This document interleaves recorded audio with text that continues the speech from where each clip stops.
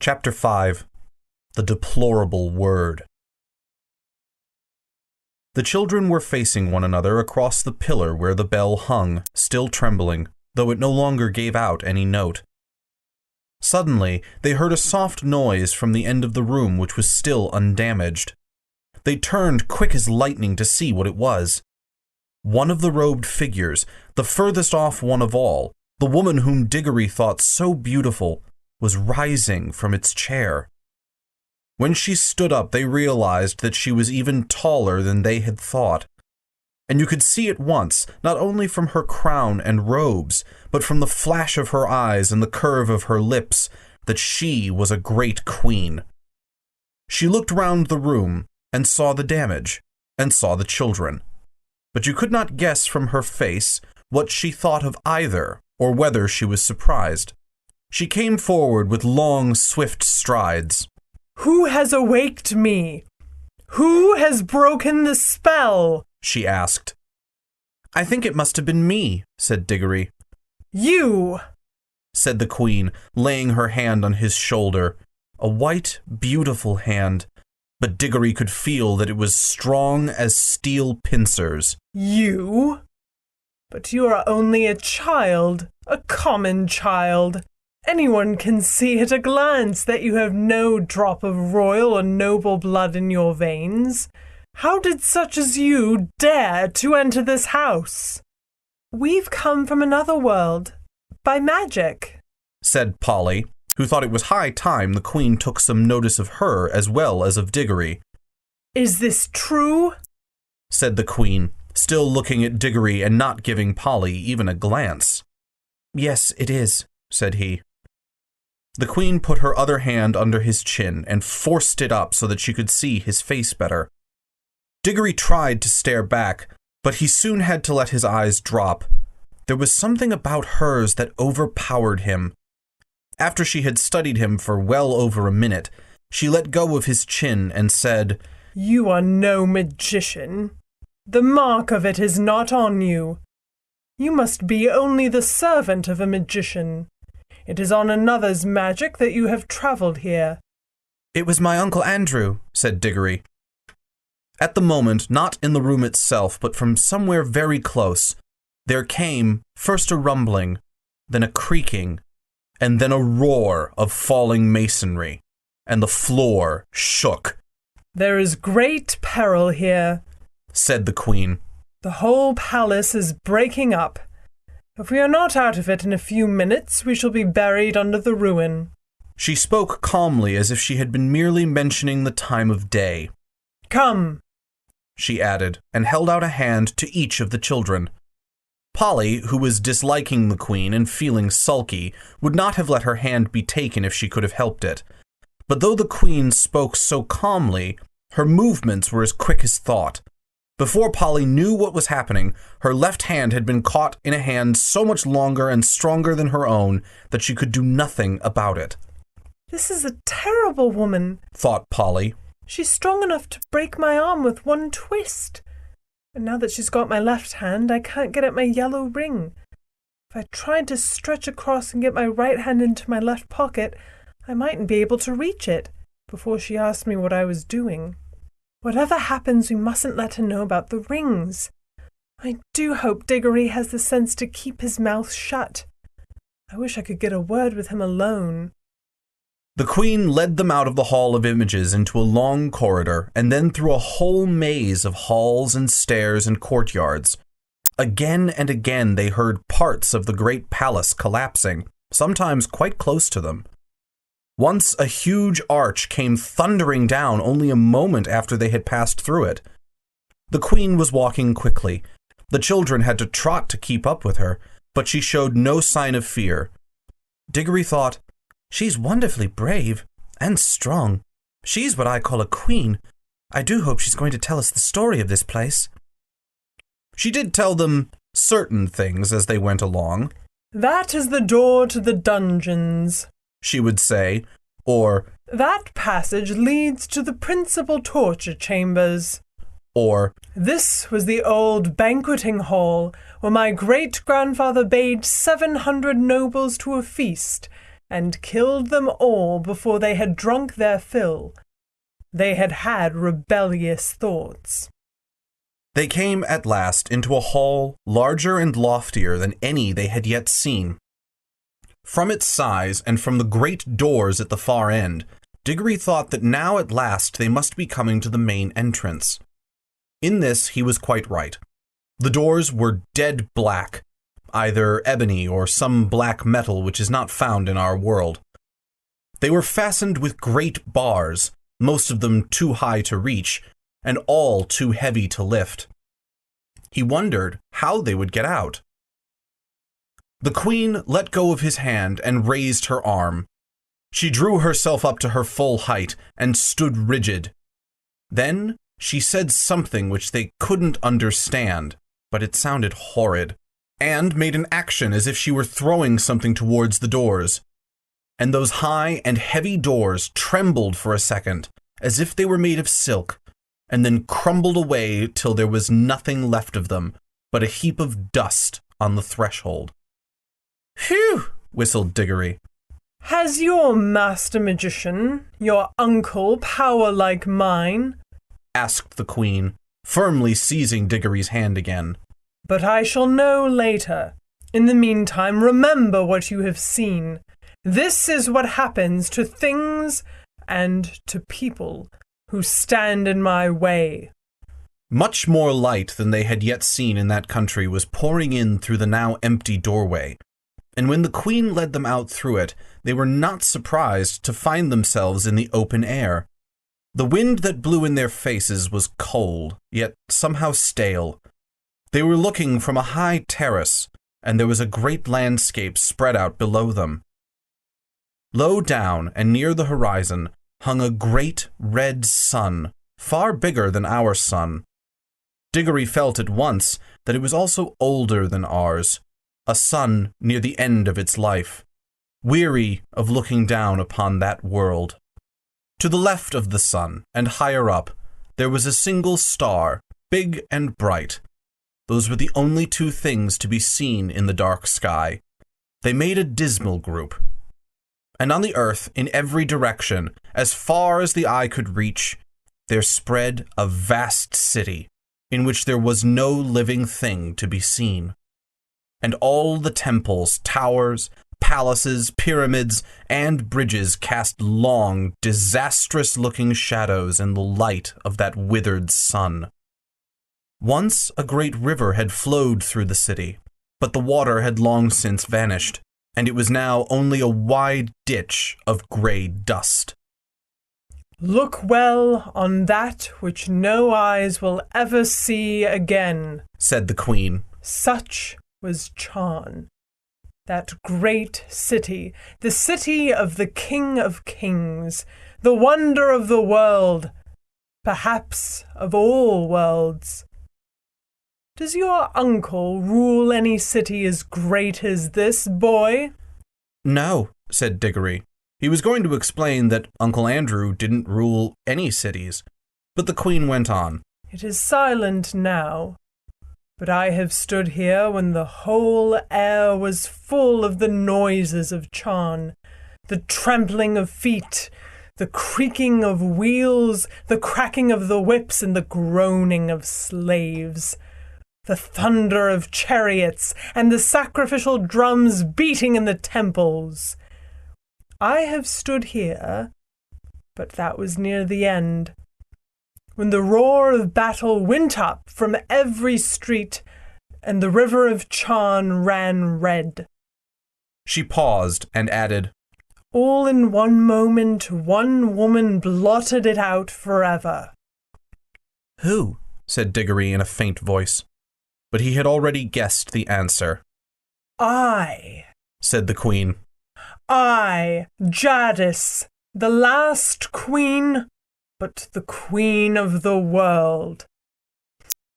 The two children stood silent, shivering in the cold wind. It was my sister's fault, said the queen. She drove me to it. May the curse of all the powers rest upon her forever. At any moment, I was ready to make peace. Yes, and to spare her life, too, if only she would yield me the throne. But she would not.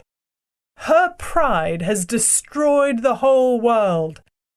Even after the war had begun, there was a solemn promise that neither side would use magic. But when she broke her promise, what could I do? Fool! As if she did not know that I had more magic than she. She even knew that I had the secret of the deplorable word. Did she think, she was always a weakling, that I would not use it? What was it? Said Digory. That was the secret of secrets, said Queen Jadis. It had long been known to the great kings of our race that there was a word which, if spoken with the proper ceremonies, would destroy all living things except the one who spoke it. But the ancient kings were weak and soft-hearted, and bound themselves, and all who should come after them, with great oaths, never even to seek after the knowledge of that word. But I learned it in a secret place, and paid a terrible price to learn it. I did not use it until she forced me to it. I fought and fought to overcome her by every other means. I poured out the blood of my armies like water. Beast! Muttered Polly. The last great battle, said the Queen, raged for 3 days here in Charn itself. For 3 days I looked down upon it from this very spot.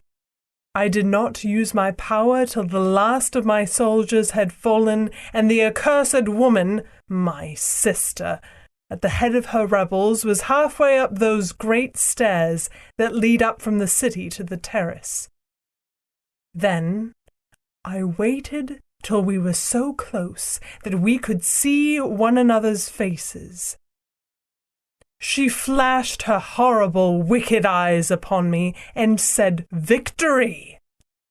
"Yes," said I, "victory, but not yours." Then I spoke the deplorable word. A moment later I was the only living thing beneath the sun. "But the people," gasped Digory. "What people, boy?" asked the Queen. "All the ordinary people," said Polly, "who'd never done you any harm. And the women and the children and the animals. Don't you understand?" said the Queen, still speaking to Digory. "I was the Queen. They were all my people. What else were they there for but to do my will?" "It was rather hard luck on them, all the same," said he. "I had forgotten that you are only a common boy. How should you understand reasons of state? You must learn, child, that what would be wrong for you, or for any of the common people, is not wrong in a great queen such as I. The weight of the world is on our shoulders.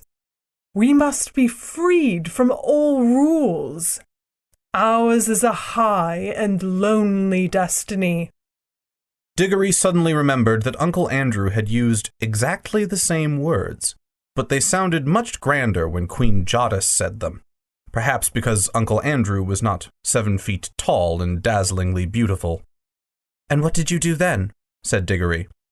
I had already cast strong spells on the hall where the images of my ancestors sit. And the force of those spells was that I should sleep among them like an image myself, and need neither food nor fire, though it were 1,000 years, till one came and struck the bell and awoke me. "Was it the deplorable word that made the sun like that?" asked Digory. "Like what?" said Jadis. "So big, so red, and so cold." "It has always been so," said Jadis. "at least for hundreds of thousands of years. Have you a different sort of sun in your world? Yes, it's smaller and yellower, and it gives a good deal more heat.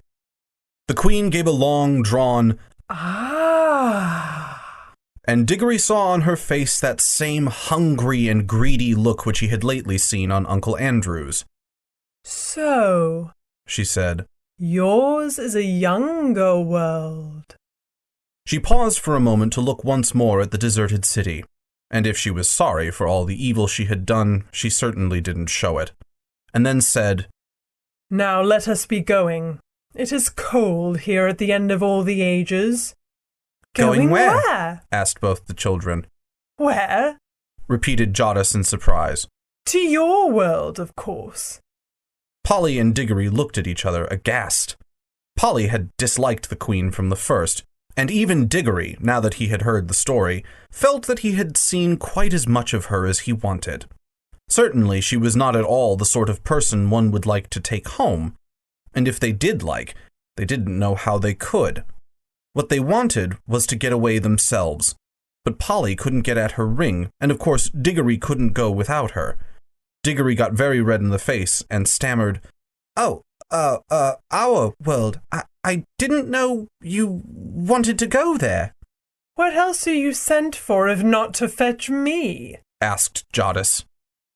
"I'm sure you wouldn't like our world at all," said Digory. "It's not her sort of place, is it, Polly? It's very dull, not worth seeing, really." "It will soon be worth seeing when I rule it," answered the queen.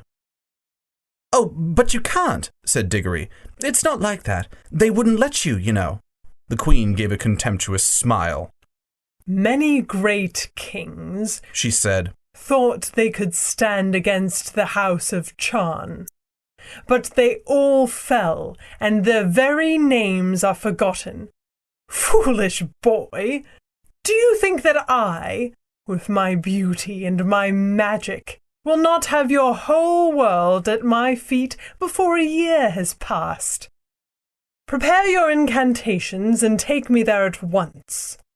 "This is perfectly frightful," said Digory to Polly. "Perhaps you fear for this uncle of yours," said Jadis. "but if he honors me duly, he shall keep his life and his throne. I'm not coming to fight against him. He must be a very great magician if he has found how to send you here. Is he king of your whole world or only of part?" "He isn't king of anywhere," said Digory. "You are lying," said the queen. "Does not magic always go with the royal blood? Who ever heard of common people being magicians? I can see the truth whether you speak it or not. Your uncle is the great king and the great enchanter of your world. And by his art he has seen the shadow of my face in some magic mirror or some enchanted pool, and for the love of my beauty he has made a potent spell which shook your world to its foundations and sent you across the vast gulf between world and world to ask my favor and to bring me to him. Answer me, is that not how it was?" "Well, not exactly," said Digory. "Not exactly?" shouted Polly. "Why, it's absolute bosh from beginning to end." "Minion!" cried the queen, turning in rage upon Polly and seizing her hair at the very top of her head where it hurts most. But in so doing, she let go of both children's hands. "Now!" shouted Digory, and "Quick!" shouted Polly. They plunged their left hands into their pockets. They did not even need to put the rings on.